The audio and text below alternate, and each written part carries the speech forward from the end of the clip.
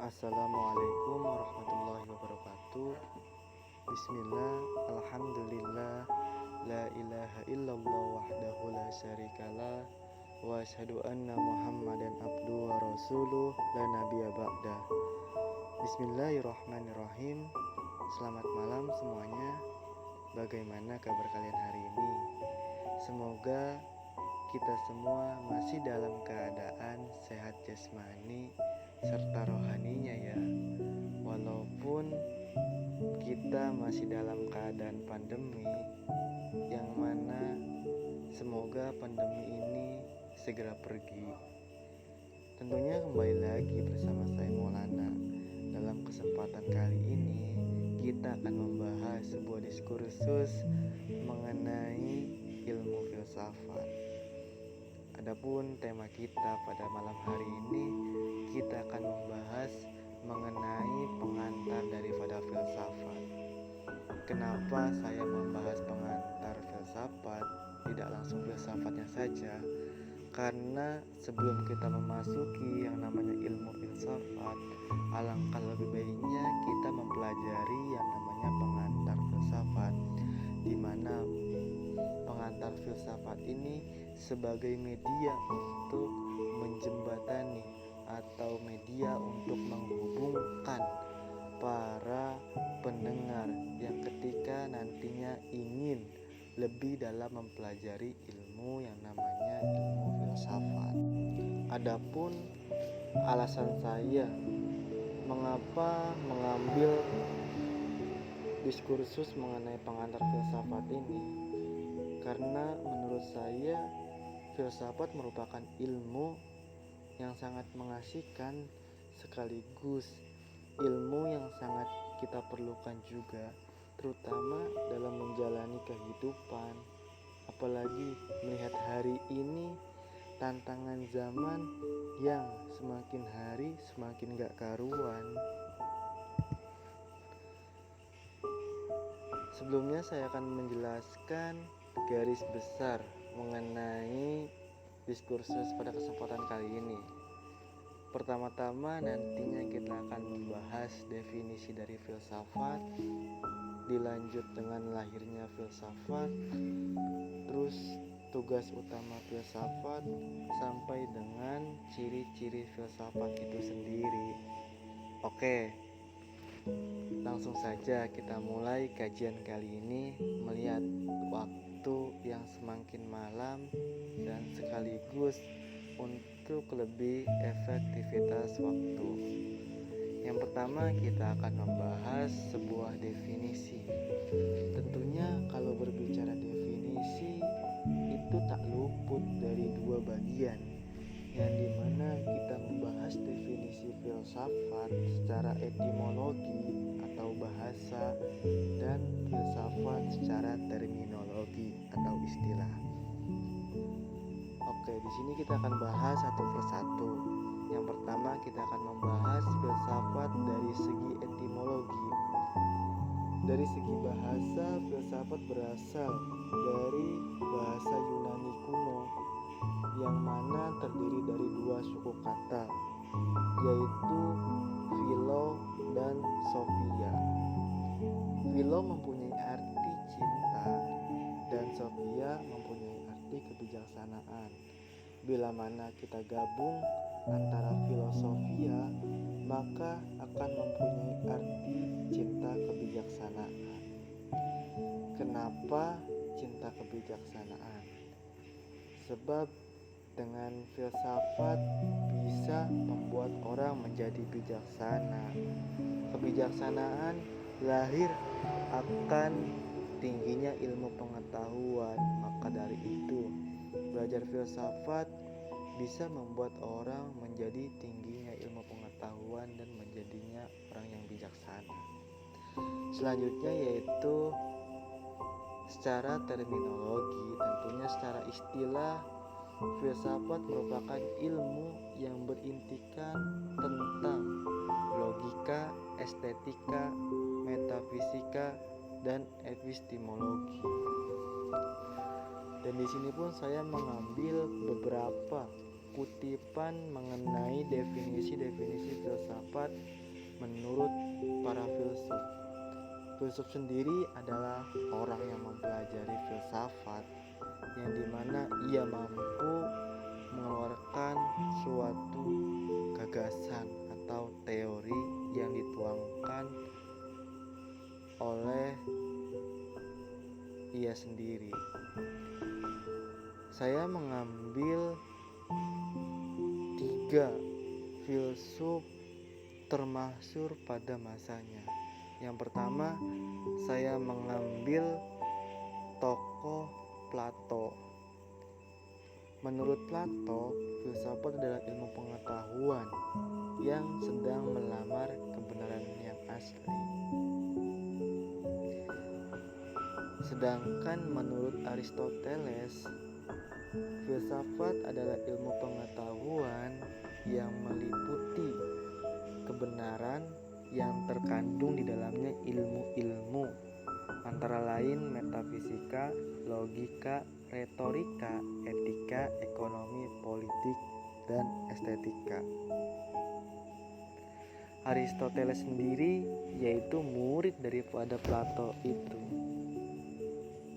Yang selanjutnya saya mengambil dari René Descartes.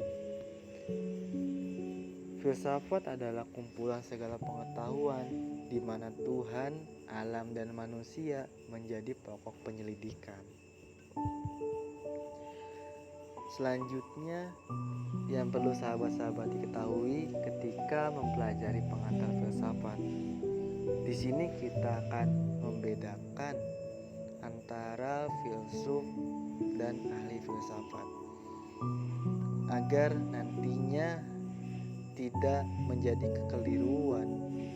Maka dari itu, di kajian pada kali ini kita bedah perbedaan antara filsuf dan ahli filsafat.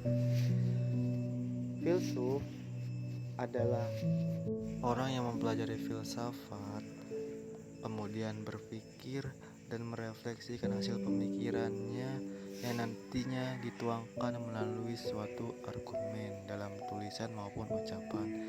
Sedangkan ahli filsafat di sini adalah orang yang mempelajari filsafat dari berbagai macam tokoh filsafat, mulai dari tokoh barat sampai dengan tokoh timur, mulai dari Socrates sampai dengan Al-Ghazali. Tentunya ahli filsafat di sini adalah ia yang bisa melihat filsafat secara umum, secara keseluruhan, secara banyak sudut pandang yang nantinya diharapkan mampu melihat titik temu dari hasil-hasil pemikiran mereka.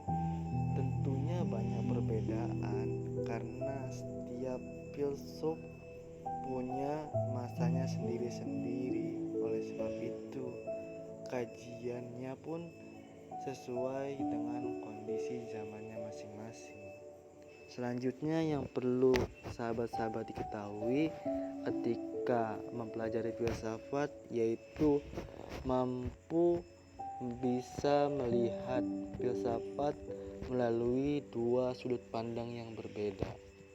Yang pertama, filsafat sebagai metodologi berpikir atau filsafat sebagai cara untuk kita berpikir, dan filsafat sebagai hasil produk pemikiran.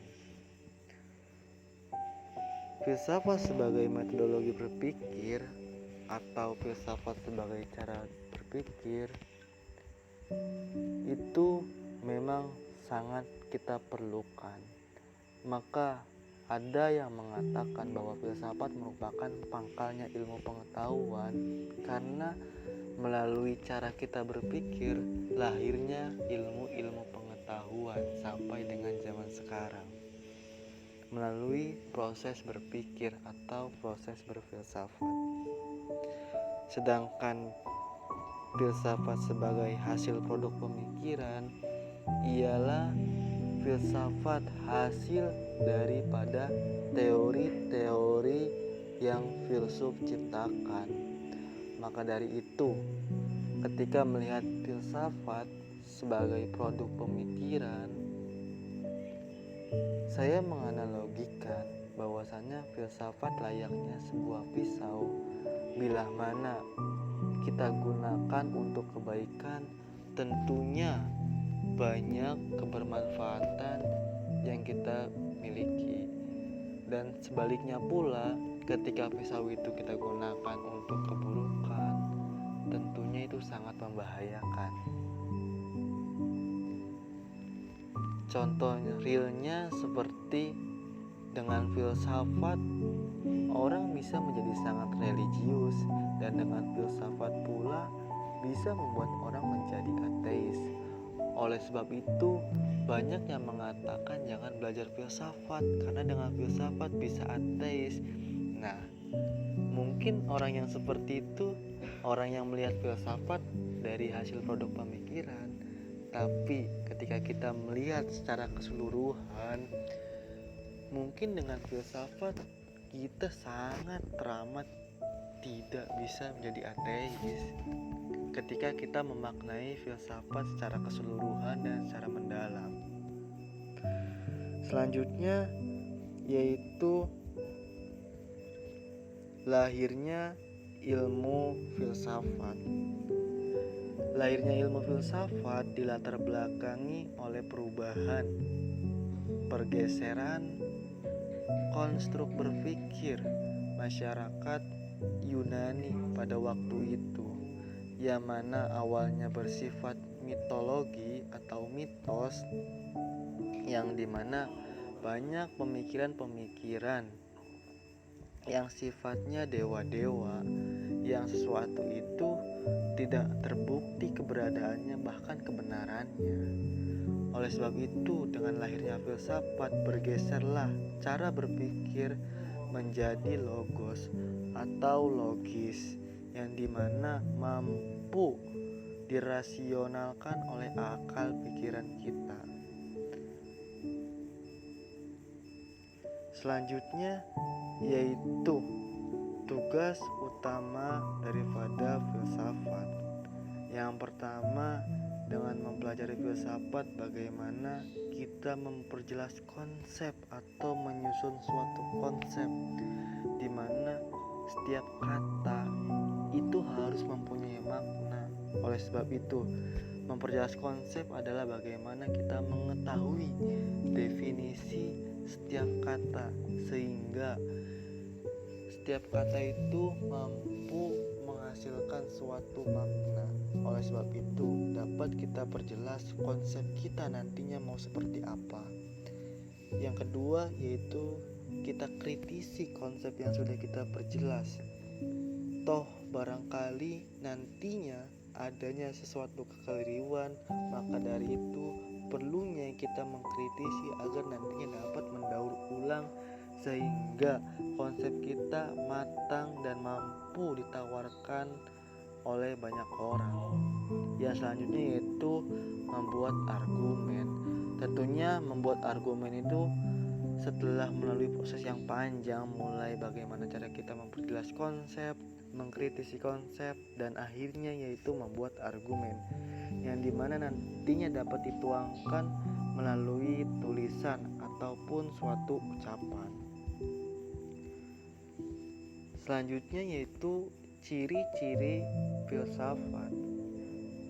Ciri-ciri filsafat yang pertama yaitu radikal, yang kedua konseptual, tiga kritis, keempat sistematis, dan yang kelima bebas dan bertanggung jawab. Radikal di sini yaitu ia yang berpikir secara mendalam atau mengangkar, yang dimana sampai dengan ke sumber hasil daripada yang ia katakan. Yang kedua yaitu konseptual, seperti yang kita jelaskan sebelumnya, bagaimana konseptual ini kita mampu memperjelas suatu konsep sehingga mempunyai makna.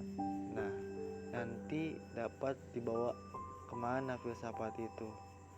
Dan selanjutnya yaitu kritis. Tentunya Dengan belajar filsafat kita pun kritis, tidak mudah mempercayai. Kita mampu skeptis atau ragu-ragu terhadap hal yang dimana ketika itu belum terbukti kebenarannya dan kita belum mempercayai secara seutuhnya. Yang selanjutnya yaitu sistematis, yang dimana yaitu terstruktur bagian satu dengan yang lainnya sehingga tidak amburadul. Yang kelima, bebas dan tanggung jawab. Bebas di sini adalah bebas sebab ketika kita berpikir kita tidak mampu membatasi pemikiran kita. Nah, bebasnya ini yang mampu dipertanggungjawabkan ke depannya. Mungkin cukup sekian dari saya, tentunya banyak kekurangan, mohon dimaafkan. Tentunya kritik dan saran dari teman-teman serta sahabat-sahabat sangat membantu ke depannya. Akhirul kalam, wallahul muwaffiq ila aqwamit thoriq. Wassalamualaikum warahmatullahi wabarakatuh.